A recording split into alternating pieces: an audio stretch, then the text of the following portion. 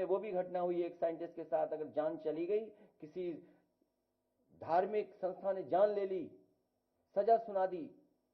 जब उस धार्मिक स्थान को यह पता लगा कि ये साइंटिस्ट सही था, 400 साल बाद माफी मांगी थी। क्या ये सरकार माफी मांगेगी इस बात को लेकर के?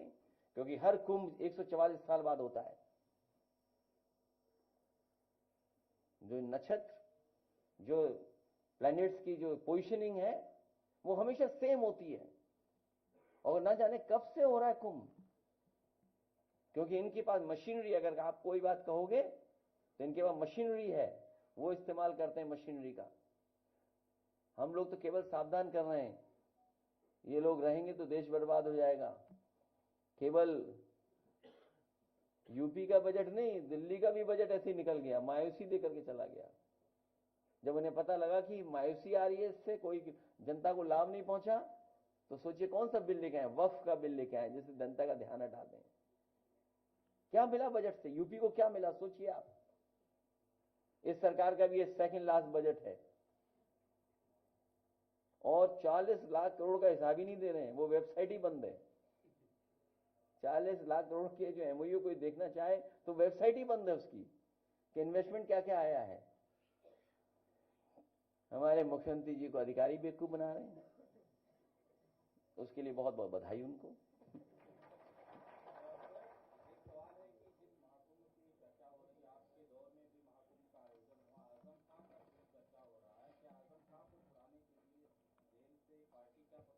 देखिए, आदरणीय आजम खां साहब के साथ और जो कुंभ की बात आपने की है, उस समय जावेद उस्मानी चीफ सेक्रेटरी थे,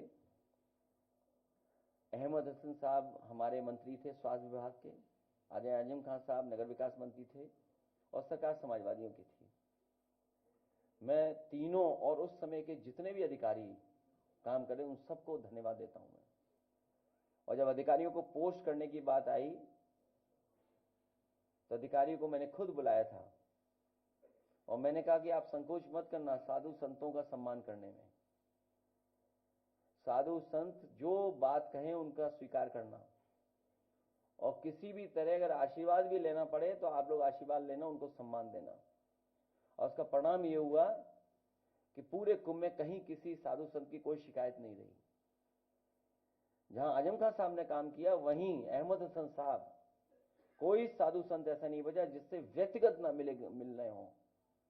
और मैंने उनसे कहा था कि आप जो साधु संत उसमें कहें उनकी बात तुम खुद स्वीकार कर लेना। और मेला अधिकारी को मैंने कहा कि जो ये कहेंगे वो आपको काम करना पड़ेगा। उसका परिणाम है कि कुंभ में कहीं शिकायत नहीं हुई।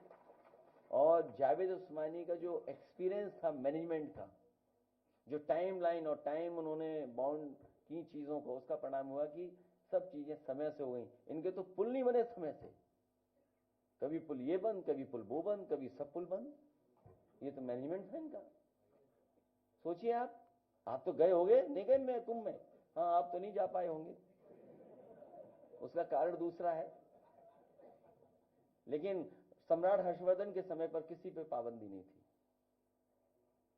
सम्राट हर्षवर्धन के समय पे जो कुंभ होता था उसमें सबको बुलाया जाता था, सब जाते थे, धर्म के लोग जाते थे, दूसरे धर्मों के लोग जाते थे, इसीलिए वो कुंभ था। और दान करके जाते थे, वो आखिरी में सब कुछ दान करके चले जाते थे, अपने कपड़े भी दान कर जाते थे, और साधारण कपड़ा पहन करके वो जाते थे कन्नौज वापस। बताओ इन्होंने क्या ध्यान दिया? इतनी बार डुबकी मारी। कोई दान किया हो तो बता दो, किसी सुनने में आया तो बता दो। मैं भारत सरकार से कई बार कह चुका हूं, स्नान और दान दो महत्वपूर्ण है। पुण्य और वो अलग चीजें हैं, वो भी हैं उससे जुड़ी हुई, बहुत सी और परंपराएं जुड़ी हैं कुंभ से। लेकिन मैं भारत सरकार से कहूंगा कि जो अकबर का किला है वो उत्तर प्रदेश सरकार को दान दे दें, क्योंकि बड़े पैमाने पे जगह है वहां पर। बट वृक्ष वहीं पर है जो नेताजी ने कभी खुलवाया था। जहां सरस्वती को देखना है वो कुआं भी वहीं पर है।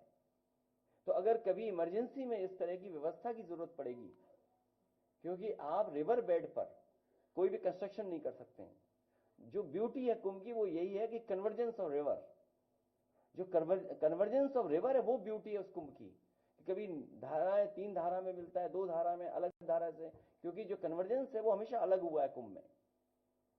अब सरकार को कन्वर्जेंस का ही नहीं पता होगा, पता होगा कैसा? अब आप सोच लीजिए, फिर उनसे कुंभ करवा रहे हो आप। इसलिए सरकार को दान देना चाहिए अकबर का किला, और इस समय भी अगर फौज का सहयोग लिया जाता तो व्यवस्था इतनी गड़बड़ नहीं होती। पूरी फौज वहां पर है, पूरा एरिया वहां पर अकबर किले का।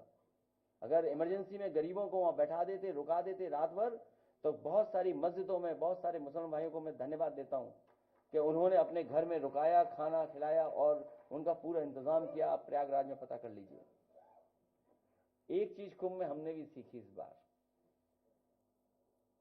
वो आपको भी सीखना चाहिए, कपड़े पहन करके स्नान करना। मैं आपका बहुत बहुत धन्यवाद देता हूं।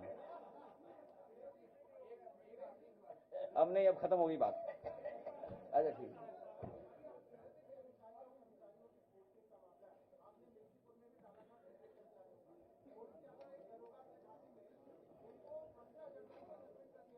देखिए, ये सरकार अन्याय कर रही है। ये सरकार को मैं कहना चाहता हूं, मिल्कीपुर में एक विधानसभा में तो आप बेईमानी कर सकते हो, लेकिन 403 में 420 की नहीं चलने वाली है।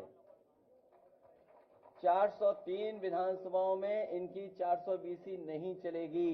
ये जनता उत्तर प्रदेश की देख रही है। मैं आप सबका धन्यवाद देना चाहता हूं, बहुत बधाई आप सब लोगों को। अरे व्यवस्था खराब मत करिए, पत्रकार साथियों को जाने दो, आप लोग यहीं बैठिए। और हमारे साथी का जन्मदिन है, बहुत बहुत बधाई। 100 रुपए हम देते हैं जन्मदिन के। लाइए।